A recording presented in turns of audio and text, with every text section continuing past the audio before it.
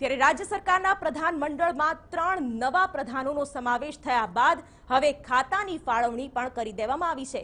નવનિયુક્ત જવાહર ચાવડાને પ્રવાસન અને મત્સ્ય ઉદ્યોગ વિભાગના પ્રધાન બનાવવામાં આવ્યા છે, તો યોગેશ પટેલને નર્મદા અને શહેરી ગૃહ નિર્માણ વિભાગની જવાબદારી સોંપાઈ છે, તો ધર્મેન્દ્રસિંહ જાડેજાને અન્ન અને નાગરિક પુરવઠા તેમજ ગ્રાહક સુરક્ષા અને કુટીર ઉદ્યોગ વિભાગના પ્રધાન બનાવાયા છે। રાજ્યકક્ષાના પ્રધાન વાસણ આહિરને પ્રવાસન વિભાગનો વધારાનો હવાલો સોંપવામાં આવ્યો છે। બીજી તરફ સરકારે વડોદરાના ધારાસભ્ય મધુ શ્રીવાસ્તવની ગુજરાત એગ્રો ઇન્ડસ્ટ્રીઝમાં અધ્યક્ષ તરીકે નિમણૂક કરી દીધી છે। ટૂંકમાં કહીએ તો તમામ જે નારાજ નેતાઓ હતા તેમને મનાવવાનો પ્રયાસ ભાજપે કર્યો છે।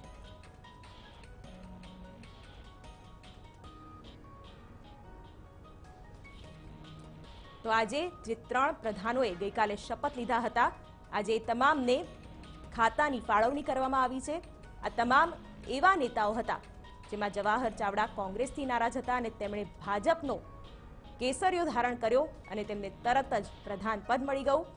યોગેશ પટેલ કે જે વડોદરાના 7 ટર્મથી ધારાસભ્ય રહી ચૂક્યા છે, તેઓ ભાજપથી નારાજ હતા। ધર્મેન્દ્રસિંહ જાડેજા કે જેનું પણ ગોત્ર કોંગ્રેસ છે અને તેઓએ રાજ્યસભાની ચૂંટણી દરમિયાન ભાજપનો સાથ ઝાલ્યો હતો, પરંતુ કોઈ મહત્વનું સ્થાન નહોતું મળ્યું। આ તમામને હવે ભાજપે સાચવી લીધા છે। બીજી તરફ લોકસભાની ચૂંટણી પહેલા જે સમીકરણો છે તે પણ ભાજપ માટે અત્યારે ભાજપે પોતાની ફેવરમાં કરી દીધા છે, પણ પડકારો પણ એટલા જ છે। સ્થાનિક પ્રશ્નો સુધી ભાજપ નથી પહોંચી શક્યું, તેને લઈને હવે ભાજપ લોકસભાની ચૂંટણીમાં જ્યારે લોકો સુધી મત માંગવા જશે ત્યારે અનેક પ્રશ્નોનો સામનો પણ તેઓએ કરવો પડશે।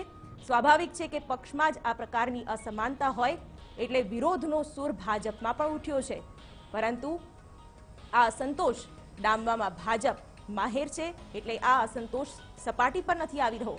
ત્યારે લોકસભાની ચૂંટણીના એલાન પછી ભાજપ કઈ રીતે એડી ચોટીનું દમ લગાવે છે, બેઠકોનો દોર શરૂ થઈ ગયો છે અને ભાજપના તમામ હોદ્દેદારો અત્યારે કાર્યકર્તાઓને પ્રોત્સાહિત કરી રહ્યા છે કે કઈ રીતે ભાજપની જે સિદ્ધિઓ છે તે લોકો સુધી પહોંચાડી શકાય અને જે ભાજપની યોજનાઓ છે કેન્દ્ર સરકારની અને રાજ્ય સરકારની, તેને લઈને લોકો વચ્ચે જશે ભારતીય જનતા પાર્ટીના કાર્યકર્તાઓ।